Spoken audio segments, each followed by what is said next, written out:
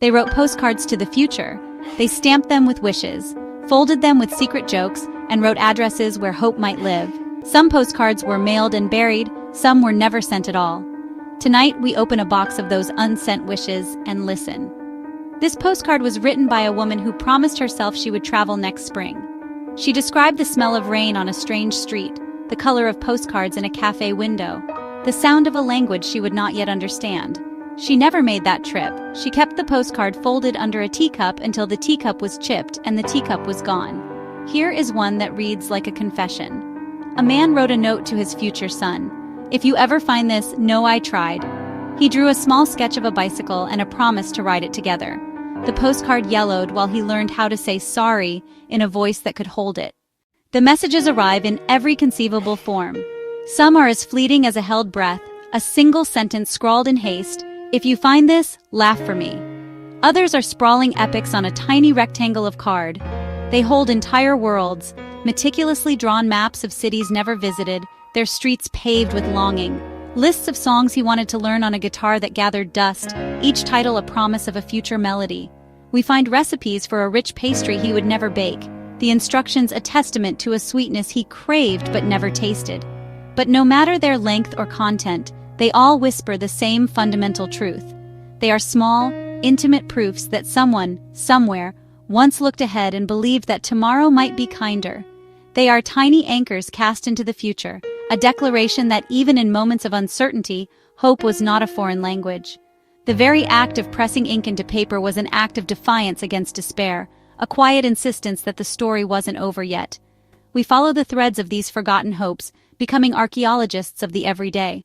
A postcard slipped under a loose floorboard, waiting for footsteps that would never return. A card pressed between the pages of a favorite book, another hidden deep inside a diary. We find a sheet of paper folded into a tight square, tucked in a pocket and forgotten until the churn of a washing machine unearths its plea. Each discovery is a quiet, sacred event. There's no fanfare, only the soft rustle of paper and the sudden intake of breath. In that silence, a ghost enters the room, a face that remembers exactly what it hoped for, or a face that has to learn what it had lost. Consider one card, found in a dusty jewelry box. It belongs to a girl who wrote it to her future self on the turbulent eve of moving away. Her message was a simple, fierce command: do not forget how your hands make things. She sealed the card not with a kiss, but with a thick, glossy drop of fingernail polish, a brilliant crimson she called the color of courage. Decades pass. The hands that once built worlds from clay now mostly type on a keyboard. Then, one afternoon, she finds it. She breaks the brittle red seal and opens the sentence like a key unlocking a room in her own heart. She touches the faded, looping letters, and for a breathtaking moment, she is that child again. A creator, a builder, a girl who believed not just in making things, but in the magic of being made by the things she loved. But some postcards are never meant to be mailed. They are destined for a different kind of delivery, a journey guided by chance. This one began with a memory of hunger, a ghost from the writer's own past. Now, with a fuller pantry, he felt a debt to that memory. He took a simple postcard, not of a grand monument, but of a field of wheat. On the back, he wrote just 5 words: "Take this and use it." Tucked inside was enough money to buy a week's worth of bread, a small shield against the world's sharp edges. His own hand trembled as he wrote the address: "To whoever finds this." He walked through the sleeping city streets, past darkened windows, searching not for a person, but for a sign, and then he saw it, a small, worn pair of shoes left on a doorstep. He placed the card beside them, a quiet offering, a miracle whispered into the pre-dawn chill, hoping it would be found before the morning dew could soften the ink. Sometimes the postal service makes a mistake that is, in fact, a correction of fate. A postcard, intended for apartment 3B, ends up in the mailbox of the woman in 3A, a widow who measures her days by the sun's movement across her garden patch. The name on the card is unfamiliar. She should slide it under the correct door, but curiosity urges her to read. The message is a jumble of excitement and terror. A young man writing to his mother about his first week in the big city. He misses her garden. The widow, whose own son lives 1,000 miles away, feels a pang of recognition. She can't deliver the card to the long-gone tenant, but she can answer its unspoken request. That afternoon, she buys a packet of marigold seeds and plants them in an empty plot. She decides to tend to this stranger's hope, watering it in his name. One small, misdelivered hope becomes a garden, a ripple of anonymous kindness. And what of the postcards whose meaning is transformed by time? They are not just about the future we planned, they are about the comfort we needed later. A woman, clearing out a box of memories, finds a postcard she wrote to herself years ago, full of breathless promises to a future child she would never have. Just as she is about to tear it, a friend, raw and bruised from a recent loss, comes to visit. Seeking to fill the heavy silence, the woman reads the card aloud. The words, once a map to a personal future, become a shared vessel for grief, a small lantern in a dark night. Elsewhere, a detailed itinerary for a grand tour of Italy is found in an old travel guide. The trip was cancelled, but the words are not wasted. They become a poem read aloud at a nursing home brunch, and for a few minutes, the residents are transported. The future we imagine is elastic. It stretches into different people, different nights, different hands. Opening these cards is not always gentle. The aged cardstock feels deceptively soft, but the words carry a surprising edge.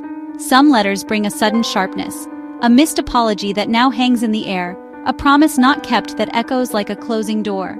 You might find a postcard addressed to someone who has long since moved on, or the name of a person who will never answer again. These are the ghosts of conversations that never were, the silent monuments to hesitation. Each one is a splinter of a past that can no longer be changed. Then there are the postcards that demand a stark, unflinching honesty. They are confessions whispered onto paper. I am afraid, I left, I did not call. These weren't grand declarations, but a quiet acknowledgement to the self, a way to make a terrifying feeling real. And with those sentences comes the weight of the unlived life, the life where the call was made, the fear was faced. You can almost see the alternate timelines branching out from that single card and understand how these admissions of truth shaped everything that followed. But for every card of regret, there are dozens that teach us about persistence. They show how hope can be a small, stubborn thing. It's an impulsive image doodled on the back of a receipt, a tiny, whimsical spaceship. It's a single line of verse, folded into a pocket until the corners are soft as cloth, a mantra against a difficult day. It's a child's determined, looping handwriting on faded paper, a promise of best friends forever that survived countless schoolyard seasons. These aren't just keepsakes, they are acts of faith. They show that people put small beacons into the world because they needed to imagine themselves still possible. They were sending a message forward in time, not just to a recipient, but to their own future self, a quiet plea. Remember this hope, remember this dream, don't forget the person who wanted to be you. And we watch as these discoveries ripple out, stirring the present. A woman, her heart pounding, reads a card and finally dials the number, her voice a fragile mix of hope and apology. A man finds a simple sketch of a bicycle from his youth. With hands that had forgotten the feel of handlebars, he buys a second-hand bike and rides to the park. Someone else unearths a postcard with a recipe for their grandmother's soup, and that evening, the house fills with a scent that memory alone could not conjure. A neighborhood gathers to read a stack of postcards at dusk, and between the lines of strangers' lives, they remember to be less lonely. These cards ask nothing of us but our attention. They are archival kindness, proof that care was once packaged into a few square inches of paper and sent into the world. They are the artifacts of ordinary courage, the courage to confess, to hope, to reach out, to remember. They remind us that our small, fleeting moments have weight, and that a life is built on the accumulated bravery of these tiny, heartfelt messages.